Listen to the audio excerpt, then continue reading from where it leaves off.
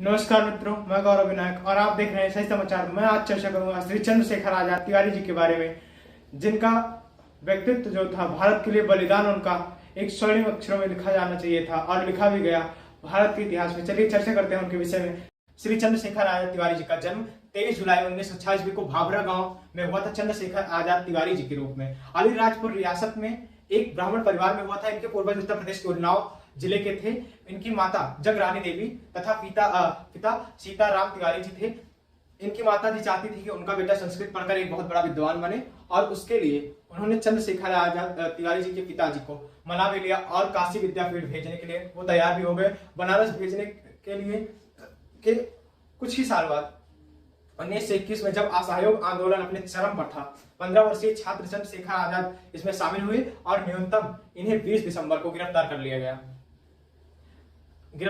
गया था। एक सप्ताह में बाद फारसी जिला मजिस्ट्रेट के न्यायमूर्ति एसपी खरेघाट के समक्ष पेश किया गया, पर इन्होंने अपना नाम आजाद द फ्री और अपने पिताजी का नाम स्वतंत्रता द फ्रीडम और अपना निवास स्थान जेल बताया।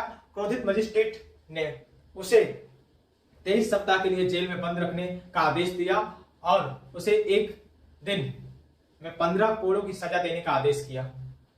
इनका क्रांतिकारी जीवन अगले एपिसोड में चर्चा करेंगे, इनके क्रांतिकारी जीवन के बारे में।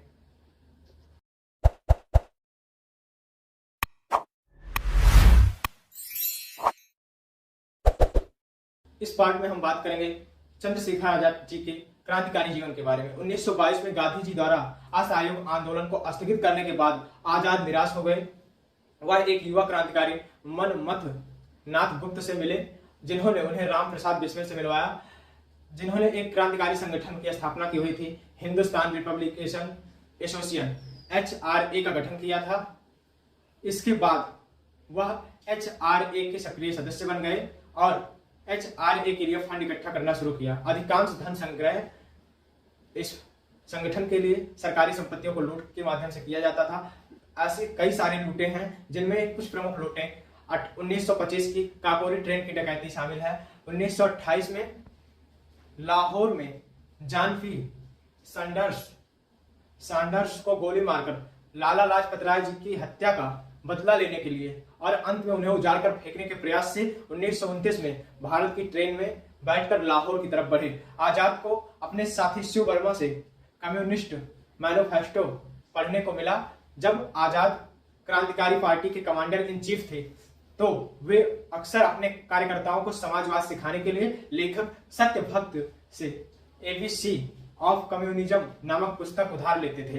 कांग्रेस के अस्थायी सदस्य होने के बावजूद मोतीलाल नेहरू जी ने आजाद का समर्थन किया और नियमित रूप से उनको उनके संस्था के लिए पैसे में फंडिंग किए। आगे के पार्ट में हम जानेंगे इनके झांसी गतिविधियों के बारे में।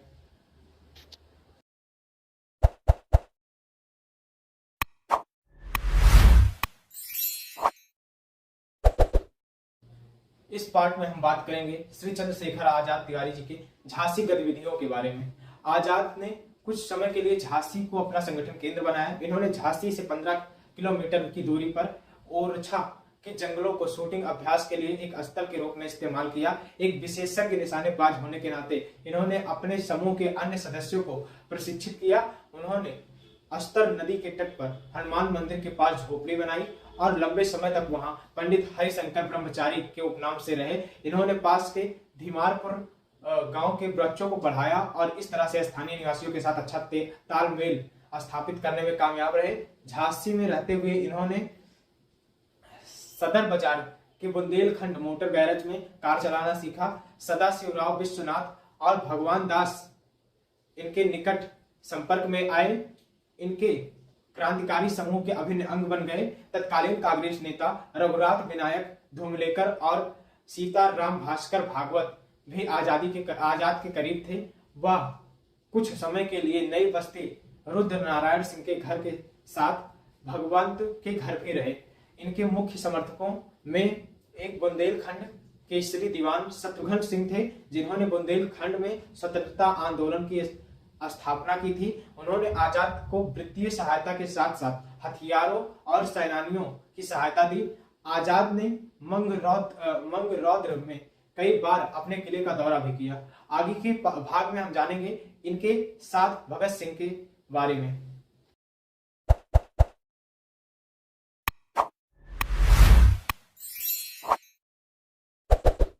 इस भाग में हम जानेंगे भगत सिंह जी जब चंद्रशेखर आजाद जी के संगठन में आकर घुसे तो भगत सिंह जी को एक बहुत बड़ी कठिन परीक्षा देनी पड़ी।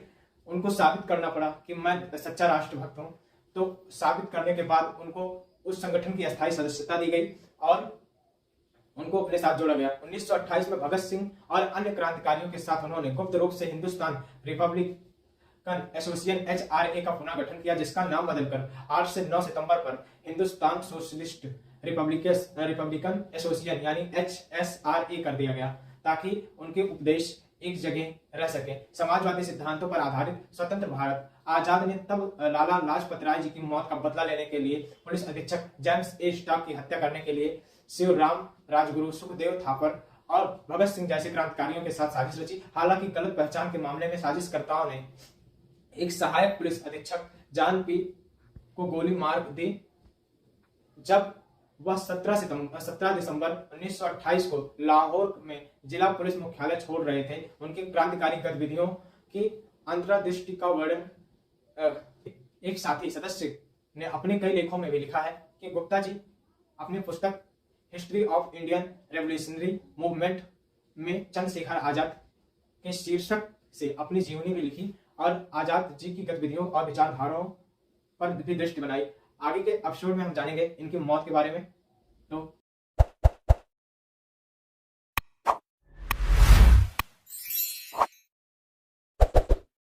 इस एपिसोड में जानेंगे हम श्री चंद्रशेखर आजाद तिवारी जी की मृत्यु के बारे में। 27 फरवरी 1931 को इलाहाबाद, जो कि आज प्रयागराज में, पुलिस की CID प्रमुख सर JRS नॉट ब्रोअर को किसी ने सूचना दी थी कि आजाद अल्फ्रेड पार्क में थे और उन अपने साथी सुखदेव राज से बात कर रहे हैं। इसे प्राप्त करने बाद पर बोवर ने इलाहाबाद पुलिस से उन्हें गिरफ्तार करने के लिए पार्क में साथ चलने के लिए बुलाया। आजाद के पुराने साथी वीरभद्र तिवारी और यशपाल को भी 2 पुलिस कांस्टेबलों ने गुप्त रखने के लिए जिम्मेदार ठहराया गया। पुलिस ने पार्क में पहुंचकर उसे चारों तरफ से घेर लिया। DSP ठाकुर विश्वेश्वर सिंह के साथ कुछ कांस्टेबल राइफलों से लैस पार्क में घुस गए और गोलीबारी शुरू हो गई। राज बच गया, घायल नहीं हुआ और आजाद खुद को बचाने के लिए एक पेड़ के पीछे छिप गए। उसके पीछे से फायर करने लगे। पुलिस ने भी पलटवार किया और एक लंबी गोलीबारी के बाद हमेशा आजाद रहने वाली प्रतिभा के आजाद अपनी प्रतिभा पर खड़े उतरते हुए और कभी जिंदा न पकड़े जाने के नारे के साथ अपनी बंदूक की आखिरी गोली खुद के सिर में मार ली। और अन्य अधिकारियों के मौके पर पहुंचने के बाद पुलिस ने आजाद का शव बरामद किया। आम जनता के बिना बताए शव का दाह संस्कार के लिए रसूलाबाद भेज दिया गया। जैसे ही यह बात सामने आई, लोग उस पार्क को घेर लिया और यह घटना हुई। उन्होंने ब्रिटिश राज के खिलाफ नारे लगाए और आजाद की प्रशंसा की।